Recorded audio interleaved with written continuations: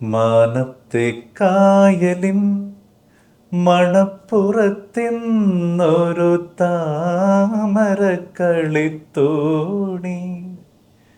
വന്നെടുത്തു താമരക്കളിത്തോണി.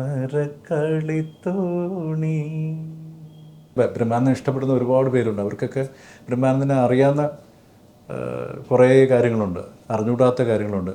പിന്നെ ചിലതൊക്കെ അച്ഛൻ്റേതല്ലാത്ത കഥകളുണ്ട്. അപ്പോൾ എനിക്ക് തോന്നി എൻ്റെ ഉത്തരവാദിത്തമാണ് ഇങ്ങനൊരു ഷോ നമ്മൾ ലോഞ്ച് ചെയ്ത് അത് പല സ്ഥലങ്ങളിലും ഇത് അവതരിപ്പിക്കണമെന്നുള്ള ആഗ്രഹമുണ്ട്. അനശ്വര ഗായകൻ KP ബ്രഹ്മാനന്ദന്റെ ജന്മദിനാഘോഷങ്ങളുടെ ഭാഗമായി ഏർപ്പെടുത്തിയ ബ്രഹ്മാനന്ദൻ ചലച്ചിത്ര പുരസ്കാരം ഗായിക സുജാത മോഹന്. ഇന്ത്യൻ ചലച്ചിത്ര സംഗീത രംഗത്ത് സുജാത നൽകിയ സമഗ്ര സംഭാവനകളെ ആദരിച്ചാണ് പുരസ്കാരം നൽകുന്നത്. 50,000 രൂപയുടെ പാരിതോഷികവും ശില്പവും പ്രശസ്തി പത്രവും അടങ്ങുന്നതാണ് പുരസ്കാരം. കൊച്ചി പാടിവട്ടം അസീസിയ കൺവെൻഷൻ സെന്ററിൽ വൈകുന്നേരം 5-ന് നടക്കുന്ന ചടങ്ങിൽ സംവിധായകൻ കമൽ പുരസ്കാരം സമ്മാനിക്കുമെന്ന് പത്രസമ്മേളനത്തിൽ അവാർഡ് കമ്മിറ്റി മെമ്പർമാരായ സംഗീതജ്ഞൻ രാകേഷ് ബ്രഹ്മാനന്ദൻ, NB സ്വരാജ്, നടി രഞ്ജിനി മേനോൻ എന്നിവർ അറിയിച്ചു.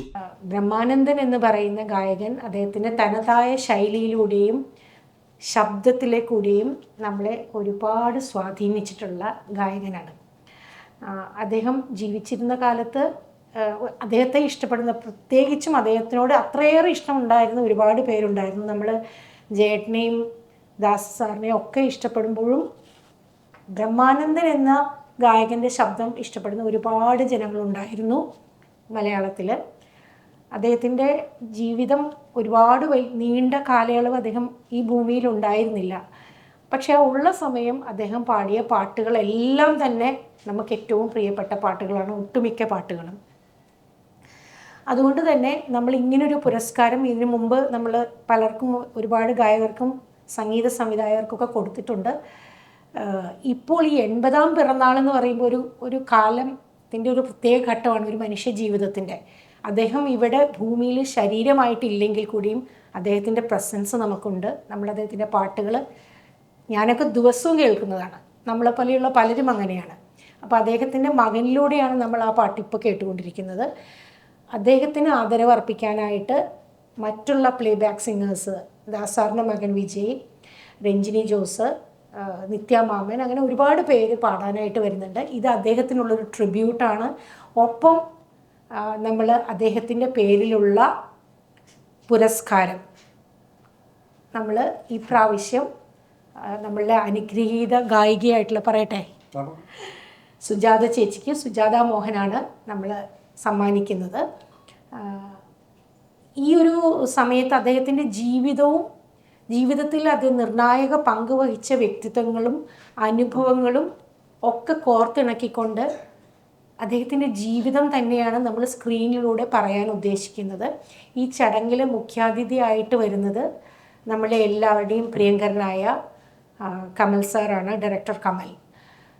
അതുപോലെ തന്നെ സിനിമാ രംഗത്തെയും സാഹിത്യ രംഗത്തെയും ഒരുപാട് പേര് ബ്രഹ്മാനന്ദൻ എന്ന ഗായകനോടുള്ള ആദരവർപ്പിക്കാനായിട്ടും ആ പാട്ടുകൾ കേട്ട് നിർവൃതി അടയാനുമായിട്ട് അന്ന് അവിടെ എത്തുന്നതായിരിക്കും. ചടങ്ങിൽ എഴുത്തുകാരൻ VR സുധീഷ്, സംഗീതജ്ഞന്മാരായ Bijibal, Vijay Yesudas, Lulu media head NB Swaraj, Maria Oommen, ഗായിക രഞ്ജിനി ഹരിദാസ്, സിനിമാ താരങ്ങളായ രഞ്ജിനി മേനോൻ, കുട്ടിക്കൽ ജയചന്ദ്രൻ, ദിയ, കൈലാഷ് എന്നിവർ പങ്കെടുക്കും. KP ബ്രഹ്മാനന്ദന്റെ 80-ാം ജന്മദിനാഘോഷങ്ങളുടെ ഭാഗമായി സംഗീത സന്ധ്യയും അരങ്ങേറും. ബ്രഹ്മാനന്ദന്റെ ജീവിതകഥയും അനശ്വര ഗാനങ്ങളും കോർത്തിണക്കി അവതരിപ്പിക്കുന്ന സമഗ്ര സ്റ്റേജ് പരിപാടിയായ നീലനിഷീദിനി ദ ബ്രഹ്മാനന്ദൻ സ്റ്റോറി അവതരിപ്പിക്കപ്പെടുന്നത്. അനിമേറ്റഡ് ദൃശ്യങ്ങളിലൂടെ ബ്രഹ്മാനന്ദന്റെ ജീവിതകഥ സ്റ്റേജിന്റെ പശ്ചാത്തല സ്ക്രീനിംഗ് സജീവമാകുമ്പോൾ അദ്ദേഹത്തിന്റെ അനശ്വര ഗാനങ്ങൾ ലൈവ് ഓർക്കസ്ട്രയുടെ അകമ്പടിയോടെ അവതരിപ്പിക്കുന്നത് അദ്ദേഹത്തിന്റെ മകനും പിന്നണി ഗായകനുമായ രാകേഷ് ബ്രഹ്മാനന്ദനായിരിക്കും. പിന്നണി ഗായകരായ വിജയ് യേശുദാസ്, രഞ്ജിനി ജോസ്,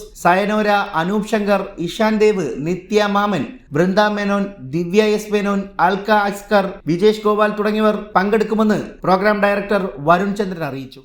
അച്ഛൻ്റെ പേരിൽ അവാർഡുകൾ ഇതിനു മുമ്പേ നടത്തിയിട്ടുണ്ട്. കുറച്ച് വർഷങ്ങൾക്ക് മുമ്പാണ്, 2 വർഷം നടത്തിയിരുന്നു. മലയാളത്തിലെ പ്രമുഖരായ ഒരുവിധം എല്ലാ സംഗീതജ്ഞർക്കും എഴുത്തുകാർക്കും കൊടുക്കാൻ സാധിച്ചിട്ടുണ്ട്. വലിയൊരു ഗ്യാപ്പ് വന്നു. അപ്പോൾ കൃത്യമായത് 80-ാം പിറന്നാൾ വന്ന് കോയിൻസൈഡ് ചെയ്യുന്ന ഒരു ടൈമായതുകൊണ്ട് ഇങ്ങനൊരു തീരുമാനത്തിലേക്ക് എത്തി. അപ്പോൾ ഇനി നമുക്ക് കമ്മിറ്റി VR സുധീഷും സ്വരാജും രഞ്ജിനി ചേച്ചിയൊക്കെ അടങ്ങിയ ഒരു കമ്മിറ്റിയിൽ ആണ് ഇങ്ങനെ ഒരു തീരുമാനം എടുത്തത്. കൂടാതെ ബ്രഹ്മാനന്ദൻ്റെ മകൻ എന്ന നിലയ്ക്ക് ഞാൻ അച്ഛൻ്റെ മരണത്തിന് ശേഷം കേരളത്തിൽ അങ്ങോളം ഇങ്ങോളം പാടാൻ പോയിട്ടുണ്ട്. ഓരോ സ്ഥലത്ത് ചെല്ലുമ്പോഴും ഓരോ അനുഭവമാണ് എനിക്ക് കിട്ടിയിട്ടുള്ളത്. ഒരു പക്ഷേ ബ്രഹ്മാനന്ദൻ്റെ മകൻ എന്ന നിലയ്ക്ക് എന്നെ എവിടെയൊക്കെ അറിയപ്പെടുന്നു അവിടെയൊക്കെ എന്നോട് കാണിക്കുന്ന സ്നേഹവും ഒക്കെ എന്നെ അത്ഭുതപ്പെടുത്തിയിട്ടുണ്ട്. പല സ്ഥലത്തും ചെല്ലുമ്പോൾ ഒരുപാട് കഥകൾ കേൾക്കാറുണ്ട് അച്ഛനെക്കുറിച്ച്. അച്ഛൻ ഒരു മിതഭാഷയായിരുന്നു, അധികമൊന്നും എന്നോട് സംസാരിക്കാറില്ല, വീട്ടിലും സംസാരിക്കാറില്ല. അതുകൊണ്ട് അച്ഛൻ്റെ കയ്യിൽ നിന്നൊന്നും അധികം കേട്ടിട്ടില്ല. അപ്പോൾ കോഴിക്കോട് ചെന്നപ്പോൾ ഒരു ചെറിയ അനുഭവം പറയാം. VR സുധീഷ് എന്ന എഴുത്തുകാരൻ, അദ്ദേഹം എന്നെ കോഴിക്കോട് ഒരു ഹോട്ടലിലേക്ക് കൊണ്ടുപോയി. എന്നോട് ചേർന്നൊരു ബാറുണ്ട്. അപ്പോൾ അവിടെ ബാറിലേക്ക് പോയി ഞാനും വെറുതെ പോയി കൂടെ ഇരുന്നു. അപ്പോൾ എന്നോട് പറഞ്ഞു, അവിടെ ഇരിക്കുന്ന ആളെ കണ്ടോ നീ എന്ന് ചോദിച്ചു. അപ്പോൾ ഞാൻ കാണുമ്പം അദ്ദേഹം ഫ്രണ്ടിൽ ഒരു ടേബിളിൽ 2 പെഗ് വെച്ചിട്ട് തിരിഞ്ഞ്, അതായത് ചുമരിലേക്ക് നോക്കിയിരുന്ന് പാടുന്നുണ്ട്. എന്നോട് സുധീഷേട്ടൻ പറഞ്ഞു, നീ ആ പാട്ടൊന്ന് ശ്രദ്ധിച്ചിരുന്നു. ശ്രദ്ധിച്ചപ്പോൾ പാടുന്ന ബാക്ക് ടു ബാക്ക് പാടുന്ന എല്ലാം അച്ഛൻ്റെ പാട്ടുകളാണ്. എന്ന് പറഞ്ഞ് വിളിച്ചുകൊണ്ട് അവിടെ പോയി പരിചയപ്പെടുത്തി. അപ്പോൾ ഈ പരിചയപ്പെടുമ്പോഴും പുള്ളി ഇങ്ങനെ പാടിക്കൊണ്ടിരിക്കുക. അവസാനം പറഞ്ഞ്, ബാബു നിനക്കിത് ആരാണെന്ന് അറിയുമെന്ന് ചോദിച്ചു.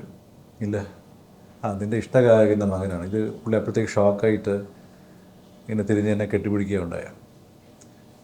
ഇതുപോലെ ഒരുപാട് അനുഭവങ്ങൾ എനിക്ക് കിട്ടിയിട്ടുണ്ട്, അറിഞ്ഞിട്ടുണ്ട്.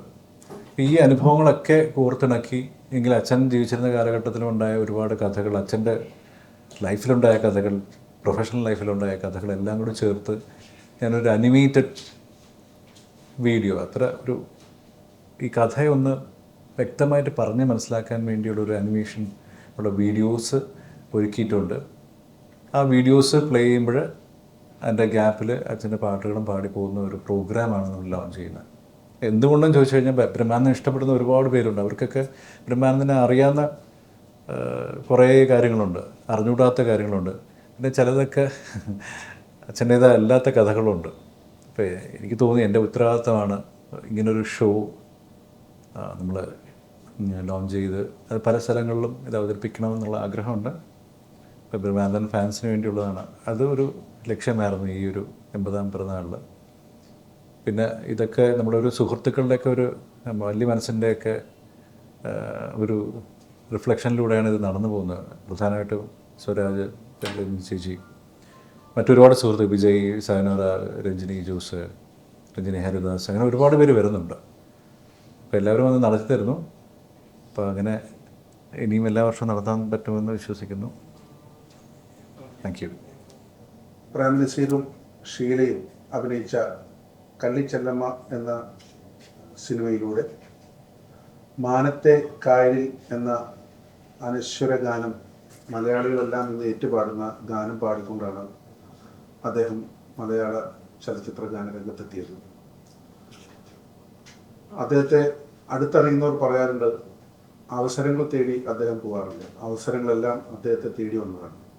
അങ്ങനെ മലയാള ചലച്ചിത്ര ഗാന രംഗത്ത് 100ഓളം ഗാനങ്ങൾ, ഈ 100 ഗാനങ്ങളും ഇന്ന് മലയാളികളെല്ലാം ഏറ്റുപാടുന്ന ഗാനങ്ങളാണ്. അദ്ദേഹം അനശ്വരമാക്കിയ ഗാനങ്ങളെല്ലാം ചിട്ടപ്പെടുത്തിയത് മലയാളത്തിൽ തന്നെ അനശ്വരരായിട്ടുള്ള സംഗീതജ്ഞരാണ്.